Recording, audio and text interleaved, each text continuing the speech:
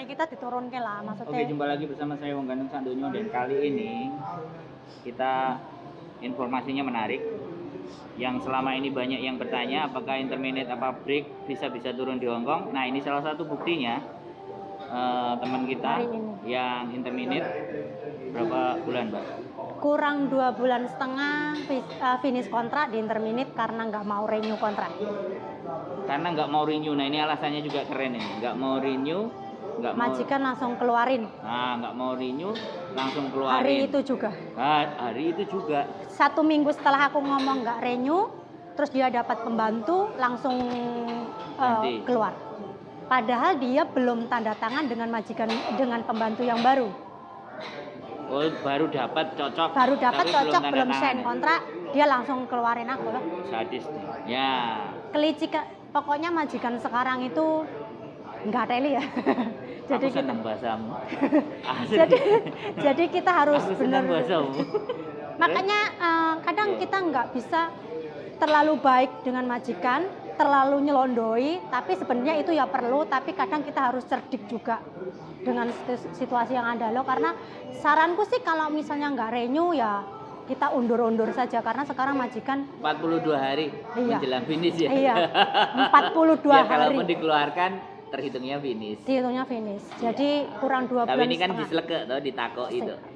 Dia majikan juga cerdik. Pikirku udahlah nanti aja jawabnya. Ya. Dia ndesek, kamu mau renew enggak, langsung dia cari pembantu, dapat belum tanda tangan, hari itu juga aku keluar. Capye, cekat capye. Oke teman-teman, ini bukan isapan jempol dan saya ngomong bukan tidak berdasarkan bukti. Ini manusianya ada, ya cuman kita nggak tunjukin. Nah, bajunya aja warnanya itu. Manusianya nggak, itu tangannya kelihatan. Jadi kami benar-benar menghargai privasi teman-teman. Ya memang suara sih, tapi suara kan belum tentu manusianya itu.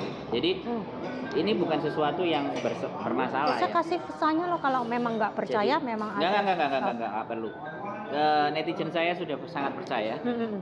Karena juga saya hari ini visa turun, puji Tuhan.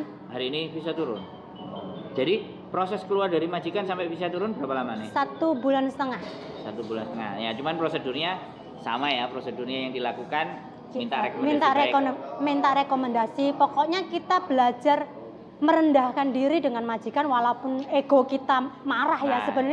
Sebenarnya itu marah, nggak terima dikeluarin ya. Pasti kita hati kita sedih, emosi, marah sama majikan, nggak terima itu pasti ada. Tapi untuk mendapatkan surat rekomendasi dari majikan, kita benar-benar harus merendahkan diri, harus nyelondoi majikan supaya dia ngasih rekomendasi kita. Saya juga minta majikan kasih rekomendasi, ya mohon kasih surat rekomendasi saya bahwa saya alasan dikeluarkan ini. Terus nanti kalau misalnya imigrasi pasti telepon majikan karena tanya kenapa pembantu ini di intermittent. Pasti tanya. Jadi mintalah sama majikan, tolong kalau ditelepon kasih alasan yang baik. Ya, aku desek majikan, puji Tuhan majikan kasih rekomendasi baik dan alasan waktu ditelepon imigrasi majikan juga baik. Jadi bisa turun. Pokoknya kita desek majikan lah. Tapi dengan jalan jangan emosi. Pokoknya kita ambil hati majikan baik-baik dengan majikan lah. Jadi tapi hak-hak sampean tetap dapat duit, tiket kasih uang. Kalau dikasih tiket kan kita bisa undur. Bisa diundur. Dia kalau kasih tiket kemungkinan enggak ya, karena kan tiket mahal. Jadi kasih uang tiket. Oke lah, sunah. Terus uang libur itu enggak, semuanya udah oke. Jadi tidak ada masalah. Masih nemu yang baik gara-gara tadi bisa ngambil hati ya. Ambil hati. Jadi ya memang nggak terima lah, tetap nggak terima, nggak adil buat kita gitu loh. Kita udah kerja baik-baik, iya. Kan kita nggak ngerti demi jalan kita ke depan. Demi dolar dan masa depan. Aku tak gas, Mbak. Jadi sekali lagi ini pelajaran penting ya. Pertanyaan dari teman-teman yang rumor, kemudian yang gosip, break intermittent ini tergantung kondisi dan keadaannya, case per case. Saya juga bukan menyampaikan pada saat mbaknya ini lolos, nanti teman-teman juga bakal lolos, itu juga belum tentu. Tapi ini ada buktinya di mana bahwa hari ini visa turun. Visanya turun. Nah, dan by the way, rekod sampean kan keren-keren. Coba disampaikan rekodnya juga dong. Rekodnya ke belakang ini loh.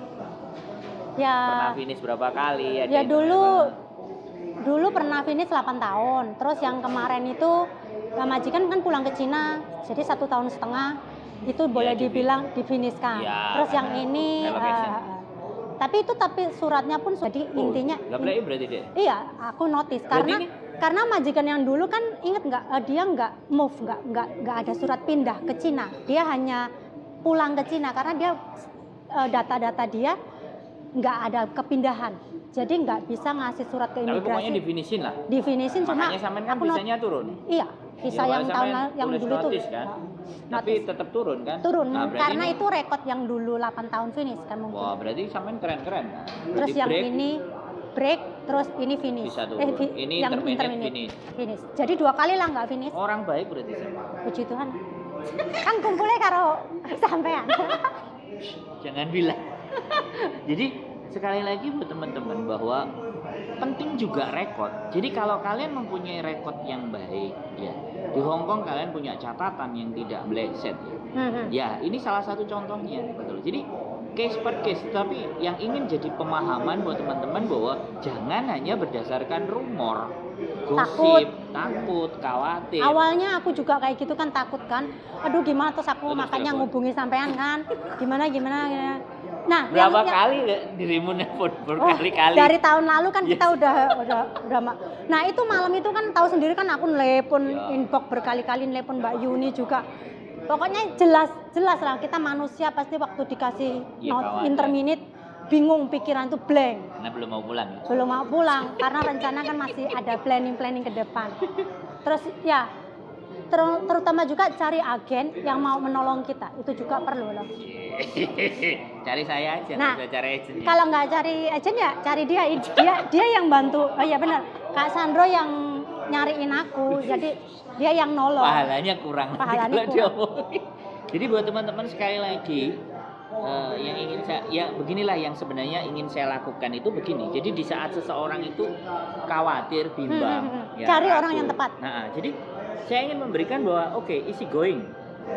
Banyak juga teman yang ini visa pasti nggak turun, ini pulang Indo. Banyak masukan seperti itu dari teman-teman, banyak. Yang ngobrol sama sampean ngomong kayak gitu? Banyak teman banyak sih.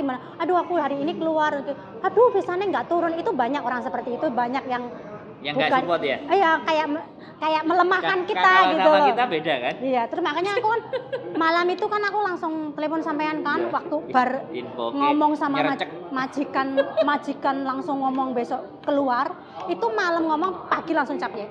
Jadi malam itu aku nggak tidur capek, pagi langsung keluar. Itu aku udah telepon sampean kan, aku telepon berkali-kali. Oke, nggak apa-apa. Saya memang bukan 911, tapi ketika dibutuhkan, insya Allah bisa. Mudah-mudahan. Waktu itu kan sampai di Indo kan? Enggak lah. Di Indo. Yang terakhir saya di sini, belum balik. Sampai masih di Indo, tapi setelah beberapa hari aku sudah proses di luar itu sampai baru pulang. Oh, ini posisi di Indonesia loh, bayangkan. Sampai di Indo masih, terus 2 hari setelahnya sampai nyampe Hong Kong. Sampai posisi masih di Indo itu. Iya, aku lupa. Tapi saya nggak mentingin itu. Yang penting kan yang saya ajak omong ini tenang dulu. Yang saya ajak omong ini santai dulu, berpikir tenang. Nah, satu lagi ada. Mungkin ini yang harus juga sampaikan. Jangan sampai nggak punya duit kan? Iya, benar. Nah, uang dari majikan itu ya jangan buat boros. Namanya hidup di luar, kita kan nggak ngerti visa kita sampai kapan. Jadi kita ya harus hemat, cari kos-kosan yang benar-benar yang murah.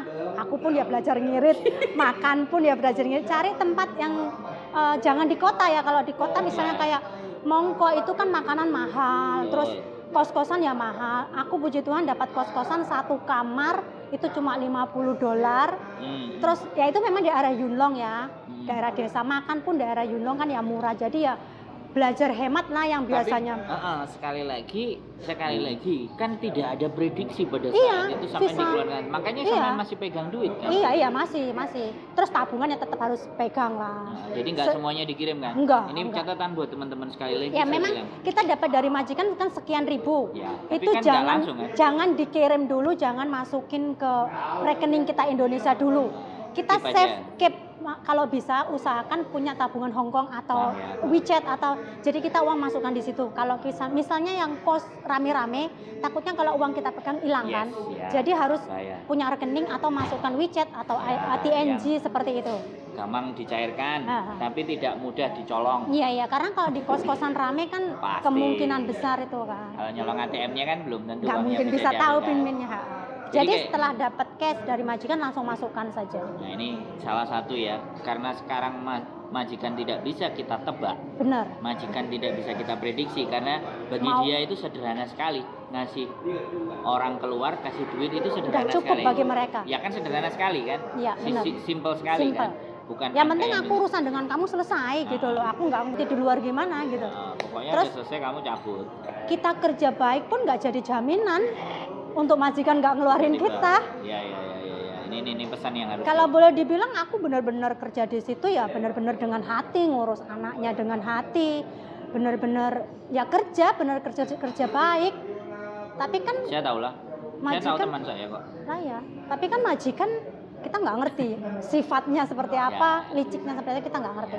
Ya. Jadi kita Kalau jaga-jaga. kita bilang sebenarnya nggak licik, itu kalau saya ngomong ya culture ya. Ya, karena dia juga nggak mau Ribet-ribet dengan urusan, ribet dengan udah urusan. selesai. Nah, jadi tipikal Hong Kong ini nggak Iya, pakai cepet dapet, nggak cepet ada dapet hati, nggak kan. ada perasaan. Hmm. Walaupun memang ada hati, ada perasaan itu orang-orang tertentu ya kita nggak bisa generalisasi. Ha. Cuman di tabiatnya mereka, gua udah selesai ya gua selesai tanggung jawab. Nggak ada lu pernah berjasa dengan keluarga saya, lu Ya menjaga kamu kan keluarga, itu kerja, nggak aku kan penting. gaji kamu, itu prinsip mereka. Nah, kamu kerja, aku gaji kamu. Kalau bisa gajinya murah. Nah, itu mereka nggak bakalan menghitungkan oh kita kerja dengan hati, dengan sungguh-sungguh. Bagi mereka kamu kerja ya wajar karena kamu mendapatkan upah. Itu prinsip mereka sih. Nah, ya ini penting. Ini keluar dari mulutnya mbaknya ya, bukan dari saya. Jadi sekali lagi memang menurut saya kita pandai-pandai. Memang di dunia ini selalu ada orang baik, selalu ada orang jelek, selalu ada orang licik. Tapi setidaknya kita itu mempersiapkan diri. Ketika berhadapan dengan yang baik, berhadapan yang nggak baik, nggak teli, jajui. Nah, seperti itu tuh bahasa Iya. saya ya. Sekali lagi, tolong jangan ditiru, nggak akan saya edit. Nggak teli.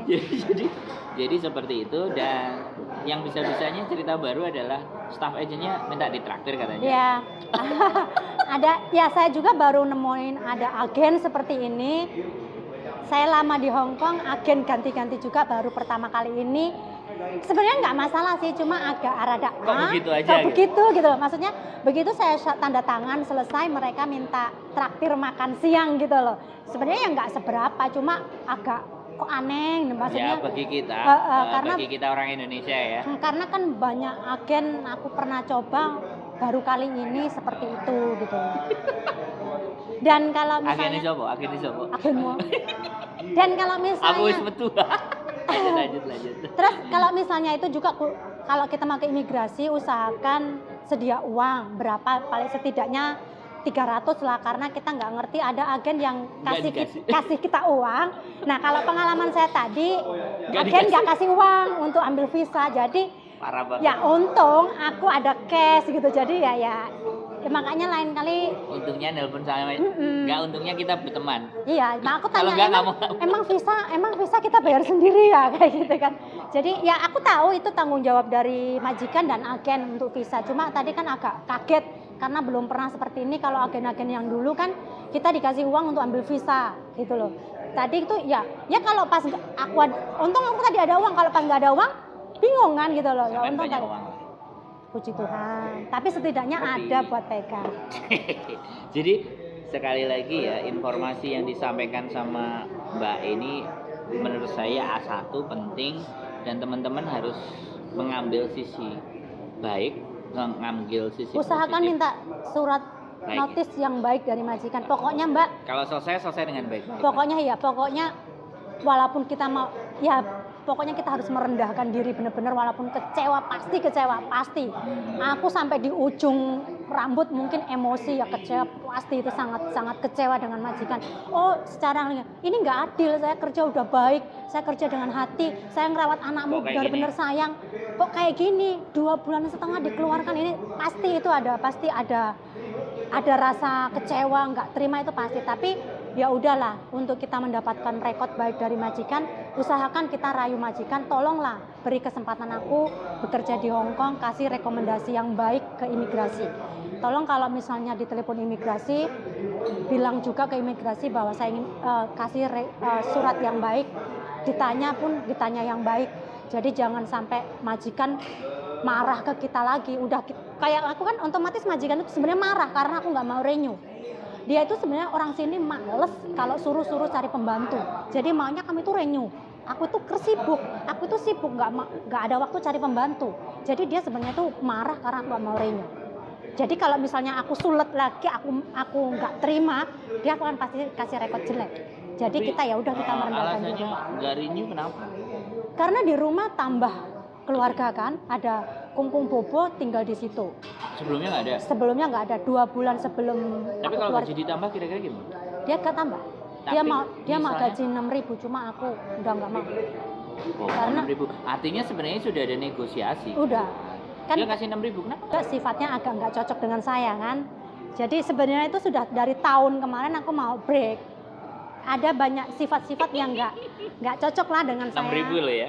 Iya, awalnya kan sekarang Apa gajiku kan 5.000. Nah dia mau nego 6.000 lah kalau kamu mau. Aku enggak lah, aku bilang alasanku sih memang aku keluar dari itu karena keluarga tambah. Nah ini prinsip ya teman-teman, ini prinsip ya. Jangan karena gini loh, Semakin dibayar, dibeli, kita akan diperlakukan hancur. Karena kan mungkin kita kan pikiran kita mungkin gampang lah kalau ditambah gaji pasti dia mau ya. Itu prinsip majikan.